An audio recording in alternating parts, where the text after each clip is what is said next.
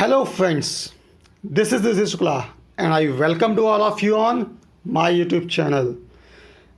Today's topic is subject-verb agreement because we are going to start our new series that belongs to English grammar of sentence error topic, and the first topic of sentence error series is subject-verb agreement by VC. I have cracked many competitive examinations including UPSC, NDA, CDS, Assistant Commandant examination and FCAT examination as well, twice with 200 plus marks each time, and I have been to the SSB interviews 6 times. So let's start this session and enjoy it together. Let's start it. The first rule that is showing on your screen, it is the structure of first rule is showing on your screen. हमारे इस rule के first structure में जो आता है, सबसे पहले आएगा सब्जेक्ट. इस एसएससी का क्या मतलब है वो मैं बताऊंगा. उसके बाद आता है प्रेपोजिशन, और अगर इस प्रेपोजिशन के बाद कोई नाउन आ जाए तो हमेशा ही सिंगुलर वर्ब का यूज़ होता है. अब हम आते हैं एसएससी जो कि ब्रैकेट में लिखा हुआ है, इसको मैं क्लैरिफाई करता हूँ.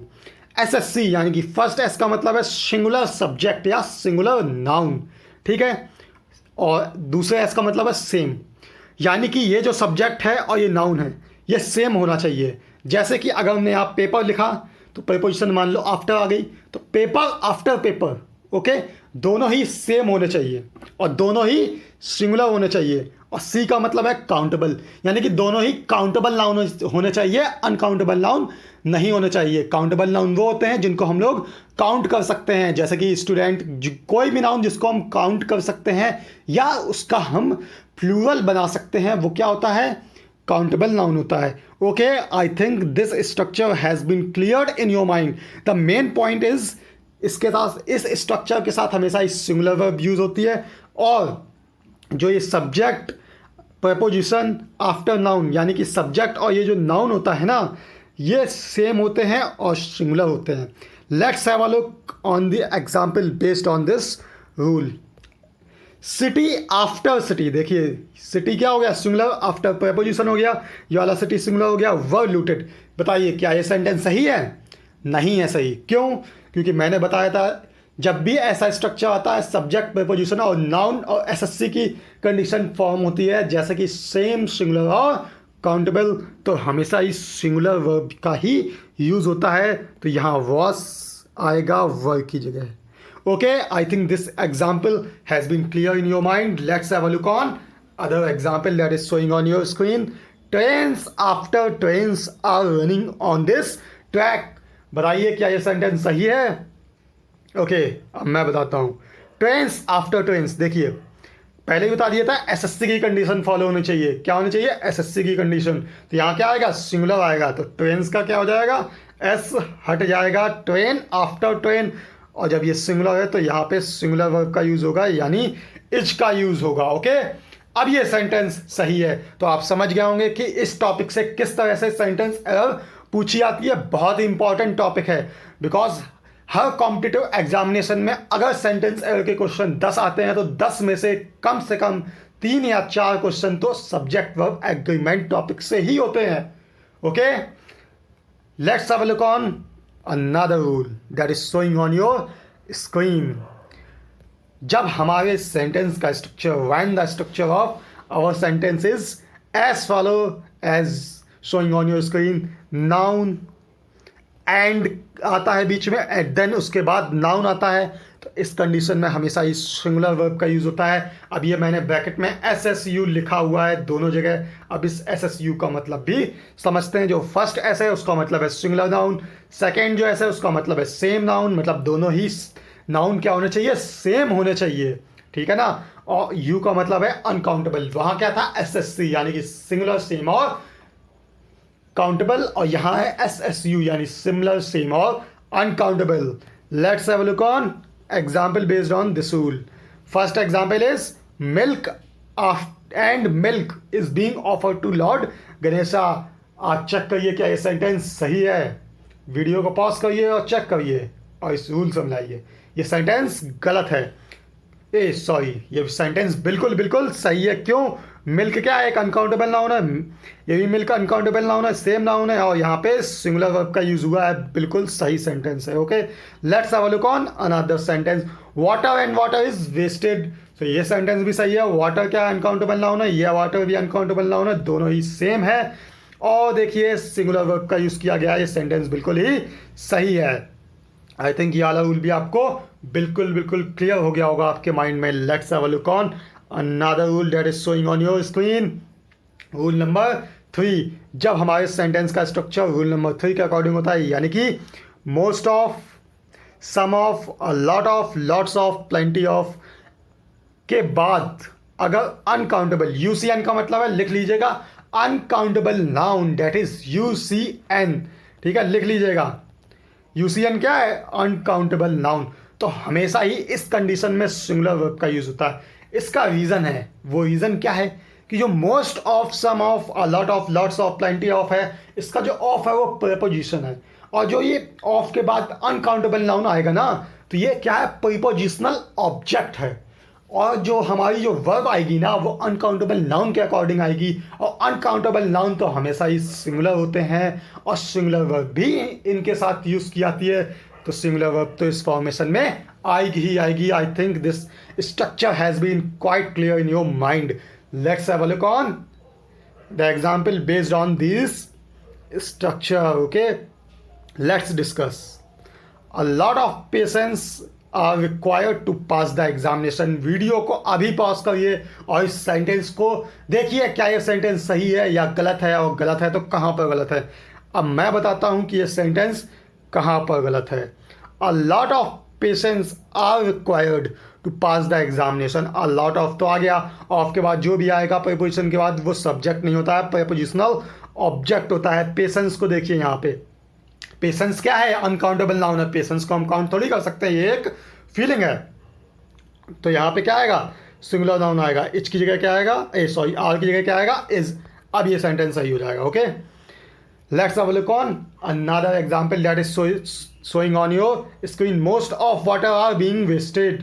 देखिए मोस्ट आ गया है, ऑफ आ गया है, तो वाटर यहाँ पे क्या हो जाएगा, अनकाउंटेबल नाउन है और प्रीपोजिशनल ऑब्जेक्ट है। जो ये आर आया है इसकी जगह क्या आएगा, इज आएगा। क्यों, क्योंकि मोस्ट ऑफ वाटर, वाटर क्या अनकाउंटेबल नाउन है, अनकाउंटेबल नाउन के अकॉर्डिंग ही वर्ब क्या आएगी, सिंगुलर वर्ब आएगी, क्योंकि अनकाउंटेबल नाउन के साथ हमेशा ही सिंगुलर वर्ब का यूज किया जाता है। That is clear in your mind. I think this rule is clear in your mind and you are enjoying this session as I am enjoying it. Okay, so let's have a look on another rule number 4 that is showing on your screen. Most of, when our structure is most of, some of, a lot of, lots of, plenty of, PCN। PCN का मतलब होता है plural countable noun. इसके full form आप लिख लीजिएगा, मेरे पास जगह की कमी थी इसलिए मैंने नहीं लिखा। PCN का मतलब है प्लूरल काउंटेबल नाउन। अगर हमारा जो स्ट्रक्चर इस तरीके का होता है तो हमेशा ही प्लूरल वर्ब यूज़ होगी। क्यों यूज़ होगी, क्योंकि ये प्लूरल काउंटेबल नाउन के अकॉर्डिंग आएगी, क्योंकि यहाँ पे plural countable noun prepositional object है और प्रीपोजिशन क्या है, ऑफ है। ओके, और जो इसके पहले वाला रूल था उसमें क्या था, यूसीएन यानी कि अनकाउंटेबल नाउन था उस बाद में, तो वर्ब भी अनकाउंटेबल नाउन के अकॉर्डिंग आती थी, सिंगुलर आती थी। अब यहाँ पे पीसीएन के अकॉर्डिंग आएंगी तो प्लूरल आएगी। Okay, let's have a look on the example based on this rule. I think structure तो आपके माइंड में बहुत अच्छे से क्लियर हो गया होगा। अब इस वीडियो को यहीं पॉज करिए, जो एग्जाम्पल लिखे हुए हैं उनको देखिए, सॉल्व करिए और देन मेरा आंसर सुनिएगा। Okay, plenty of reasons is given. देखिए रीजन्स यहाँ पे क्या है, पीसीएन यानी कि प्लूरल काउंटेबल नाउन है, तो यहाँ पे जो वर्ब आएगी इज वो गलत है, यहाँ पे क्या आएगा, आर आएगा। पीसीएन के अकॉर्डिंग प्लूरल वर्ब का यूज होगा। अब ये सेंटेंस सही हो जाएगा। Okay, let's have a look on second example of this rule. Most of the student is busy in the examination. Student क्या है, पीसीएन है, तो पीसीएन के अकॉर्डिंग वर्ब क्या आएगी, पीसीएन के अकॉर्डिंग पीवी यानी कि प्लूरल वर्ब आएगी। इसको काट करके आर कर देंगे, अब ये सेंटेंस सही हो जाएगा। आई think this rule is also clear in your mind. Let's have a look on another rule that is showing on your screen. Okay, rule number 5। Rule number 5 के according 10, 20%, 1/3, 1/4 of, 1/9 of, rest of, half of और part of। जब इस तरीके का हमारा structure होता है यानी कि 10, 20 of, percent of, 1/3 of, 1/4 of, 9/10 of, rest of, half of और पार्ट ऑफ। ऑफ क्या है? प्रीपोजिशन है, इसके बाद जो भी आएगा वो प्रीपोजिशनल ऑब्जेक्ट होगा, उसी के अकॉर्डिंग आगे की वर्ब यूज की जाएगी। अगर इस ऑफ के बाद यूसीएन आता है, यूसीएन क्या होता है? कमांड रिपीटेड, क्योंकि अब जो भी रूल्स होंगे उसमें मैं यही लिखूंगा, यूसीएन, पीसीएन और एससीएन। अब आपको समझना होगा, ठीक है, क्योंकि मैं बता चुका हूं इन सब का फुल फॉर्म। यूसीएन मतलब अनकाउंटेबल नाउन, तो इसके अनुसार क्या आएगी?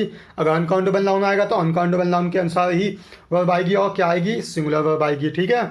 और अगर पीसीएन आएगा तो पीसीएन के अकॉर्डिंग वर्ब आएगी, डेट इज प्लूरल वर्ब आएगी। और अगर एससीएन आएगा यानी कि सिंगुलर काउंटेबल नाउन, तो वर्ब भी हमारी सिंगुलर ही तो आएगी। Okay, I think this rule is quite clear in your mind. Let's have a look on example based on this rule. First example is showing on your screen.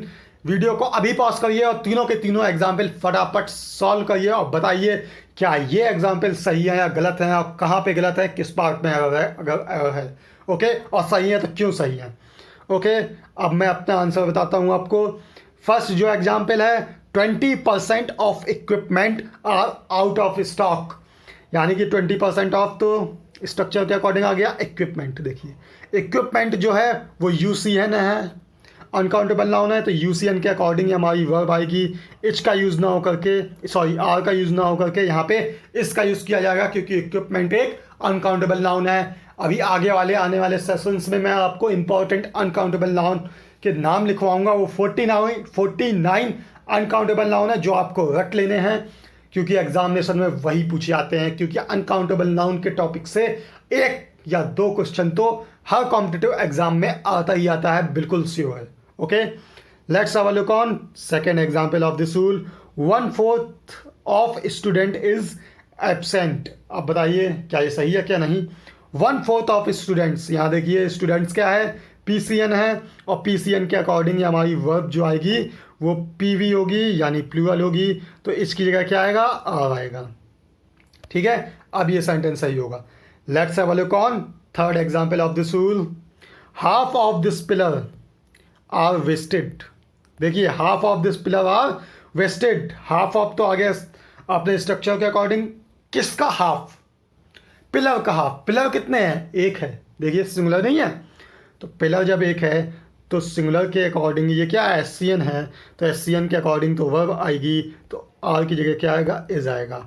अब ये sentence बिल्कुल सही है। आई think this rule is also clear in your mind. This is the last rule of today's session. I think you have enjoyed this session very much as I have enjoyed it. Okay, so do subscribe this channel, like this video, share this video to the needy student who cannot afford offline coaching, so that they also get this opportunity. Okay, because education is free and education should be free. This is Rishi Shukla signing off. Thank you very much for listening me. Thank you.